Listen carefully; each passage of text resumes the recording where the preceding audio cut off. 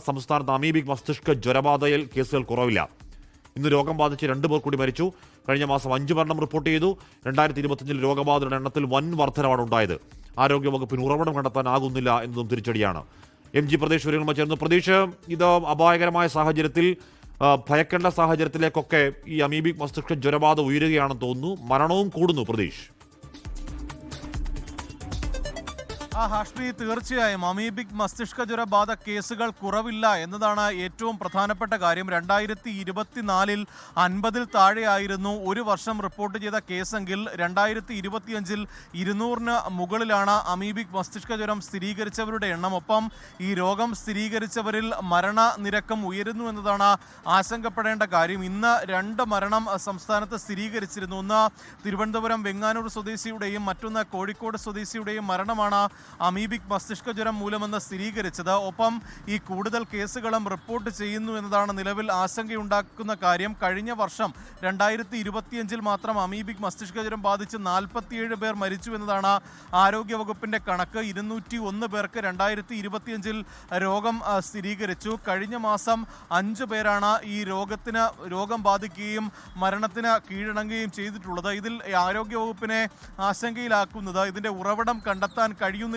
എന്നതാണ് ഏറ്റവും പ്രധാനപ്പെട്ട കാര്യം. മലിനജലത്തിലൂടെയാണ് അമീബിക് മസ്തിഷ്ക ജ്വര രോഗം പടരുന്നതെന്ന് ആരോഗ്യവകുപ്പ് പറയുമ്പോഴും മലിനജലത്തിൽ കുളിക്കാത്തവർക്ക് പോലും രോഗം ബാധിക്കുന്ന സ്ഥിതിയാണ്. അതുകൊണ്ട് തന്നെ അത് വലിയ ആശങ്കയുണ്ടാക്കുന്ന സാഹചര്യമാണ്. ഒപ്പം ഇനി ചൂടുകാലമാണ്. മലിനജലങ്ങളിൽ ഇറങ്ങുന്നവരൊക്കെ തന്നെ വലിയ ജാഗ്രത പാലിക്കണം എന്നതാണ് ആരോഗ്യവകുപ്പും പറയുന്നത്. അതുകൊണ്ട് തന്നെ വരും ദിവസങ്ങളിലും ഈ കേസുകൾ ഉയരാനുള്ള ഒരു സാധ്യതയാണ് ഉള്ളത്. അതുകൊണ്ട് തന്നെ പ്രത്യേക ഇപ്പോൾ മരിച്ച 2 പേരുടെ അവർക്ക് ഈ ജ്വരബാധ ഉണ്ടായത് എവിടെ നിന്നാണ് എന്ന് കണ്ടെത്താൻ പറ്റിയിട്ടുണ്ട്?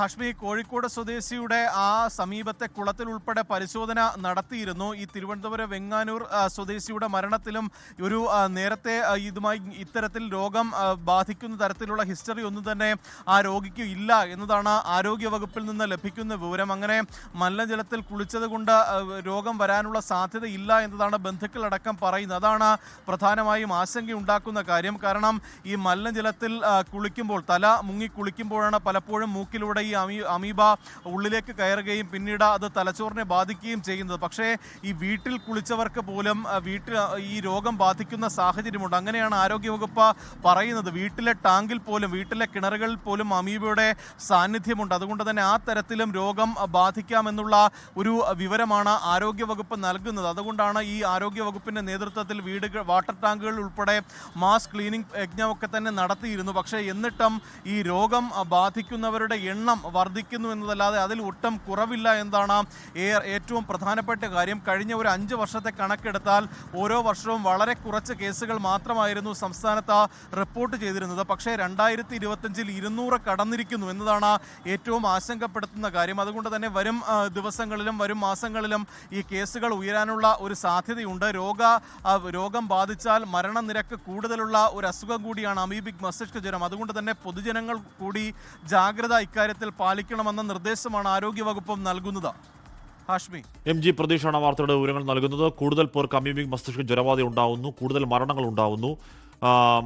തിരുവനന്തപുരത്ത് മരിച്ച ആൾ അങ്ങനെ മലിനജലത്തിൽ കുളിച്ചിട്ടുള്ള ഏതെങ്കിലും തരത്തിലുള്ള ഹിസ്റ്ററി ഉള്ള ആളല്ല എന്ന് ബന്ധുക്കൾ പറയുന്നുണ്ട്. അപ്പോൾ യഥാർത്ഥത്തിൽ ഇതിനെ എങ്ങനെയാണ് ഉണ്ടാകുന്നത്, എന്താണ് ഇതിൻ്റെ കാരണം? ഇത് ഓരോ ജ്വരബാധയും അല്ലെങ്കിൽ ഓരോ രോഗബാധയും ഓരോ മരണം ഉണ്ടാകുമ്പോൾ അത് സ്പെസിഫിക് കേസായി അല്ലെങ്കിൽ അതിൽ കൂടി രോഗം വരാം എന്ന് പറയുന്നത് അല്ലാതെ കൃത്യമായി ഇതെങ്ങനെയാണ് ഇത് സംഭവിക്കുന്നതിനെ പറ്റി സത്യം പറഞ്ഞാൽ ആർക്കും കാര്യമായ ധാരണകളില്ല എന്നുള്ളതാണ് വസ്തുത.